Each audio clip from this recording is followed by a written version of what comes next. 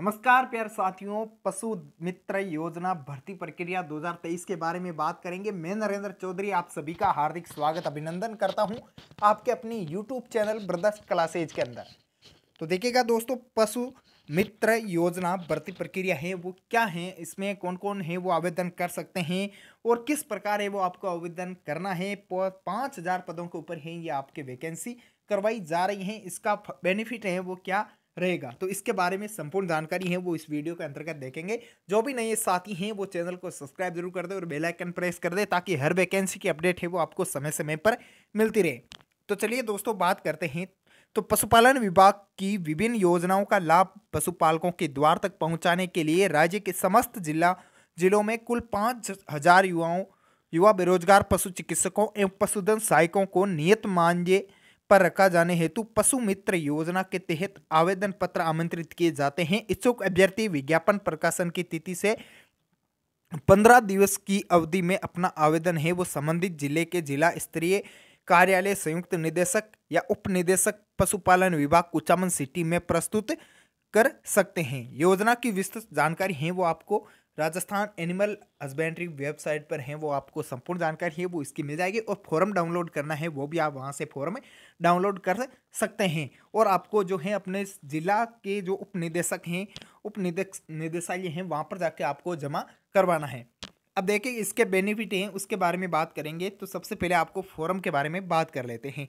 तो इसमें आवेदन पत्र हैं वो किस प्रकार भरना है। जैसे सेवा में श्रीमान संयुक्त निदेशक उप निदेशक कुचामन सिटी पशुपालन विभाग नागौर, जैसे आप जिस स्टेट से हैं तो वहाँ से इस डिस्ट्रिक्ट का नाम है वो आपको यहाँ पर लिखना है। यहाँ पर आपकी फोटो है वो आ जाएगी। इसके अंतर्गत देखिएगा 3 विकल्प हैं वो आपको चुनने हैं कि आपको कहाँ पर हैं वो पशु मित्र योजना के अंतर्गत लगना है।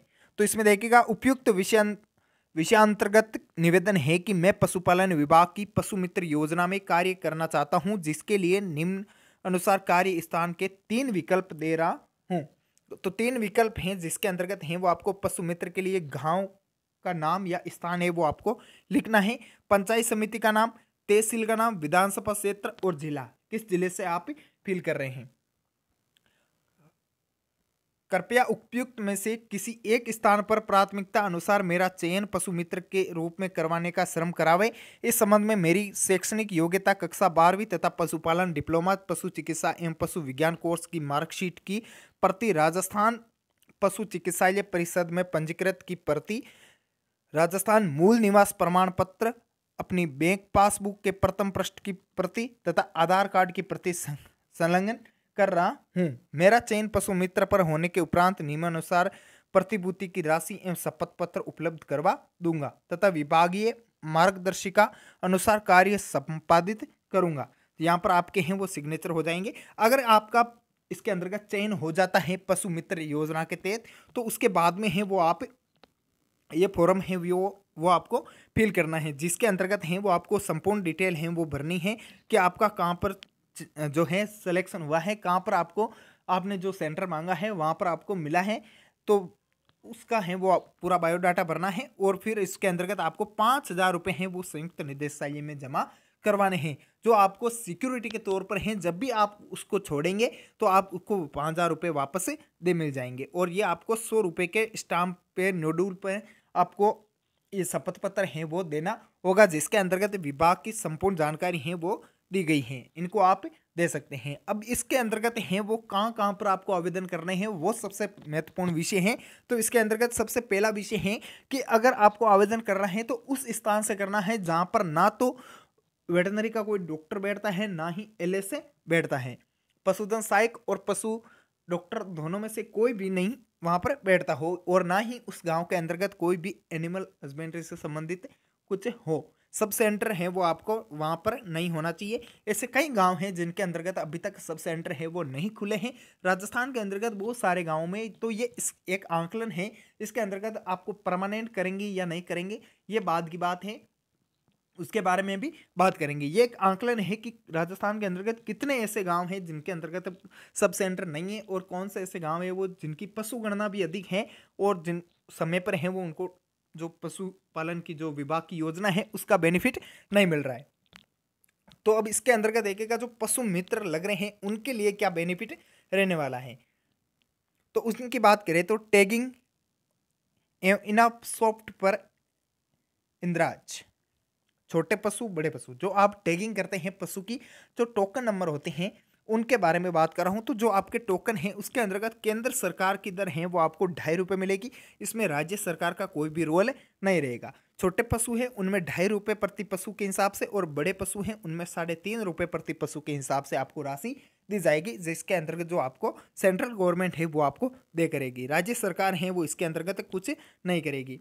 अब कृत्रिम गर्भाधान की बात करते हैं तो कृत्रिम गर्भाधान के अंतर्गत देखिएगा ₹50 हैं वो आपको केंद्र सरकार दे रही है और ₹50 हैं वो आपको राज्य सरकार दे रही है। तो दोनों का आंकलन है वो आपके बराबर निकल रहा है, तो ₹100 आपको एआई के मिल रहे हैं।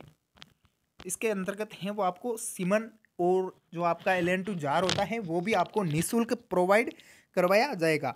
अगर आप फर्स्ट टाइम एआई करते हैं तो फर्स्ट टाइम कृत्रिम गर्भाधान से आपको ₹150 मिलेंगे, वो आपको कौन देगा? केंद्र सरकार देगी। राज्य सरकार इसके अंतर्गत इंक्लूड नहीं है। ₹150 हैं वो आपको केंद्र सरकार देगी। तो द्वितीय बार आप कृत्रिम गर्भाधान करते हैं तो ₹100 हैं वो आपको केंद्र सरकार दे रही है। इसके अंतर्गत भी राज्य सरकार कुछ नहीं है। राज्य सरकार का केवल ₹50 का शुल्क है वो आपको मिलेगा और ₹50 का शुल्क है वो आपको केंद्र सरकार देगी, जिसके अंतर्गत जिससे कि है वो नस्ल सुधार की योजना है उसको भी बढ़ावा दिया जा रहा है। नस्ल सुधार योजना है वो इसके अंतर्गत लागू होगी। अब बात करते हैं टीकाकरण है, जैसे एफएमडी का है, कुछ और का है, जैसे लंपी के चल रहे हैं, एफएमडी के हैं, अभी लंपी के जो टीकाकरण है गोट पॉक्स वैक्सीन है वो लग रही है। तो जैसे अभी लंपी के खत्म हुए उसके बाद जैसे एफएमडी के खत्म हुए और एफएमडी के जस्ट बाद में है वो लंपी के आ गए, तो इसके अंतर्गत है वो आपको राज्य सरकार है वो ₹5 प्रोवाइड करेगी और केंद्र सरकार है वो ₹3 प्रोवाइड करेगी छोटे पशुओं में। इसके अंतर्गत छोटे पशुओं में ₹3 और राज्य सरकार है वो आपको ₹5, तो टोटल ₹8 हैं वो प्रति पशु आपको दे किया जाएगा। और बड़े पशु हैं उनके लिए आपको ₹5 हैं वो केंद्र सरकार देगी और ₹5 हैं वो राज्य सरकार देगी। टोटल ₹10 हैं वो आपको मिलेंगे प्रति पशु। HSBQ टीकाकरण ये आपके HSBQ के अंतर्गत हैं वो आपको केंद्र सरकार है वो किसी प्रकार का देय नहीं करेगी। इसके अंतर्गत केंद्र सरकार है बाकी सब में इंक्लूड है, केवल इन 4-5 चीज़ों के अंतर्गत है वो केंद्र सरकार इंक्लूड नहीं है। वो कौन कौन सी हैं देखिएगा, एक तो HS और BQ।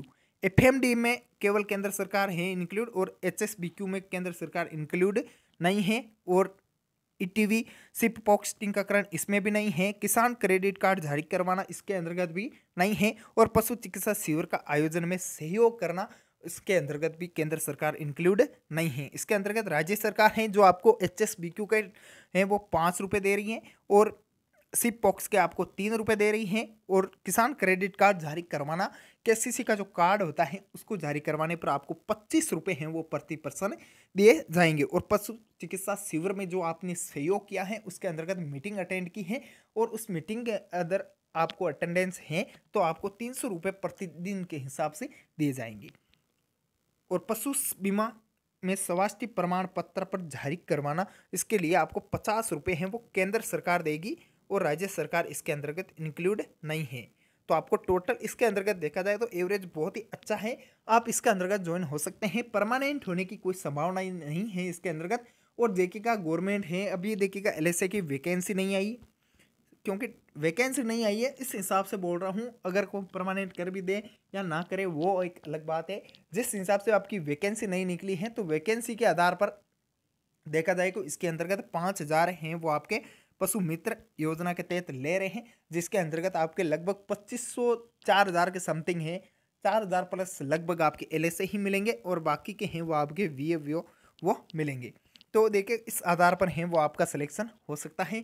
अगर आपकी किस्मत अच्छी रही और गवर्नमेंट जाने वाली है तो इससे पहले आपको शायद तक जहाँ तक संभावना है वो 100% फिक्स होने की संभावना है। और बाकी वो निर्देशानुसार है, लेकिन गवर्नमेंट के आदेश के अनुसार ऐसा कुछ भी नहीं है कि परमानेंट किया जा सकता है। अगर परमानेंट इसके अंतर्गत किया जाता तो आपसे ₹5,000 का शुल्क है वो नहीं लिया जाता। यह आपकी सिक्योरिटी है, वो सिक्योरिटी आपकी किसकी है?